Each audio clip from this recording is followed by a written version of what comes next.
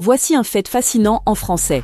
Saviez-vous que l'un des sports les plus populaires au monde a été inventé pour éloigner les jeunes des tavernes? Tout commence dans les années 1840, en pleine révolution industrielle.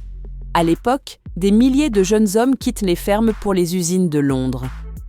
Après des journées de 12 heures dans des conditions épuisantes, leur seul lieu de distraction sont malheureusement les bars et les maisons closes. Inquiet par cette déchéance, George Williams fonde la YMCA en 1844.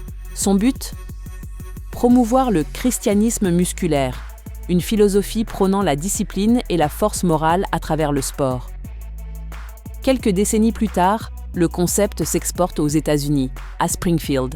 C'est là qu'apparaît James Naismith, un instructeur canadien passionné. En 1891, Naismith reçoit une mission délicate: inventer un sport d'intérieur qui soit à la fois stimulant et sûr pour les gymnases au parquet fragile. Il n'a que 2 semaines. Après plusieurs échecs avec le football américain et la crosse, jugés trop violents, il se rappelle un jeu d'enfance, le canard sur un rocher. Le principe reposait sur la précision plutôt que sur la force brute. Le 21 décembre 1891, il demande au concierge 2 boîtes, mais celui-ci ne trouve que des paniers à pêche. Naismith les cloue au balcon, à 10 pieds de hauteur, et rédige 13 règles fondamentales.